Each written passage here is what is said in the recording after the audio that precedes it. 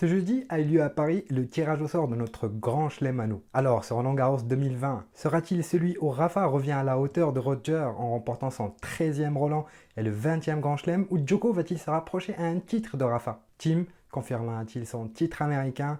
Et quid des Zverev, Tsitsipas, Medvedev ou encore Shapovalov? On analyse tout ça ensemble, c'est parti. Mesdames et messieurs, bonjour, bonsoir et bienvenue sur Game Set & Talk. Avant de parler des tableaux, parlons un petit peu du contexte compliqué dans lequel va se dérouler ce tournoi. Tout d'abord au niveau des spectateurs, où Roland Garros espérait entre 50 et 60% pour finir enfin, après les annonces du gouvernement de ce mercredi, à une jauge de 1000 spectateurs en plus des accrédités. Ce que j'espère de tout cœur, c'est qu'il y aura des spectateurs dans le Châtrier, parce que revivre une finale comme à l'US Open avec un tie-break dans la 5e manche et un silence de cathédrale, c'est un peu déprimant. L'autre nouveauté, et non des moindres, c'est le toit qui va recouvrir le central. Il sera bien évidemment nécessaire en ce début d'automne et permettra de sauver le tournoi, mais il créera aussi quelques déséquilibres puisque les cadors qui seront programmés sur le central seront favorisés en termes de récupération, d'influx nerveux que ceux qui vont être interrompus par la pluie et jouer leur match sur 2 jours. Et comme on aime bien se plaindre, on va noter l'échec du premier crash test qui a eu lieu ce jeudi avec des orages impressionnants sur Paris. Eh bien, comme on redoutait, ce n'est pas encore ça. Une grosse fuite inondait une partie du stade et surtout ce bruit assourdissant qui va déstabiliser plus qu'un joueur ou joueuse. Et enfin, il va falloir être vigilant à l'enchaînement de 2 tournois de Grand Chelem sur 2 surfaces différentes.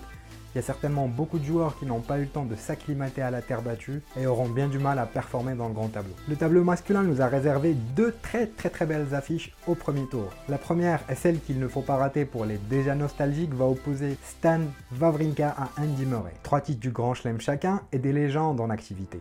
La dernière fois qu'ils se sont joués ici, c'était en 2017, dans une demi-finale historique qui a terminé de cabosser leur corps traumatisés par des années sur les cours de tennis. Le genou pour Stan et la hanche pour Andy. Depuis, malheureusement, ils n'ont plus retrouvé leur niveau d'antan. La deuxième affiche se verra opposer aussi 2 vainqueurs de Grand Chelem, le croate Marin Cilic face au récent vainqueur de l'US Open Dominic Thiem.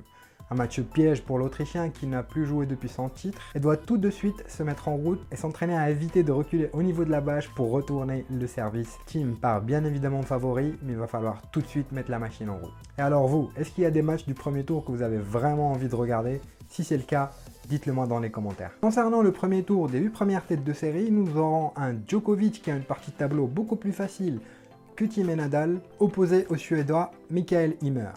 Rafa va jouer contre le gros serveur qui bouge aussi bien que moi, Egor Gerasimov. Medvedev, qui a pris une leçon de la part de Hugo à Hambourg, sera opposé dans un match pas si simple à Morten Fucsovics. Stefanos Tsitsipas, qui retrouve des couleurs aussi en Allemagne, va jouer contre Jaume Munar qui n'avance plus depuis un an. Un match que j'aurais pu retenir comme affiche entre Gaël Monfils et Alexander Bublik. J'espère vraiment que ce match se jouera sur le central devant un public. Ces 2 showman peuvent nous faire passer un très bon moment. Alexander Zverev, qui sera accompagné sur ce tournoi par son nouveau coach, David la machine Ferrer, va défier l'Autrichien Novak, ce qui nous donnerait des quarts de finale théoriques qui opposeront Novak Djokovic à Matteo Berrettini, les ennemis de la Next Gen Medvedev contre Tsitsipas, Gaël Monfils contre sa bête noire Dominic Thiem, et enfin un séduisant Rafa Nadal, Sascha Zverev. Bon, ça c'est pour la théorie. En pratique, voici mes pronos pour les quarts. Djokovic contre PCB pour un remake de New York, mais cette fois-ci il va falloir prévenir Djoko qui aura des juges de ligne encore. Un quart de feu entre 2 jeunes cogneurs, le russe Andrei Rublev face au Canadien Denis Shapovalov, Diego Super Schwartzman face à son pote Dominic Thiem, et enfin les seuls que je vois réellement à ce niveau, Nadal et Zverev. Vous noterez la finale avant l'heure qui aura lieu potentiellement en demi entre le doduple champion à Roland Monsieur Rafa face au nouveau vainqueur de Grand Chelem, Timinator. Côté français et hors qualifié, nous aurons 16 tricolores dans le tableau final, avec pour certains des qualifiés et pour d'autres des gros morceaux dès le premier match. Richard Gasquet face à Bautista Agut, J. Simon face à Denis Shapovalov, Grégoire Barrère face à Grigor Dimitrov, enfin Benoît Paire, on ne sait pas dans quel état il va être, mais il sera opposé au Coréen Kwon.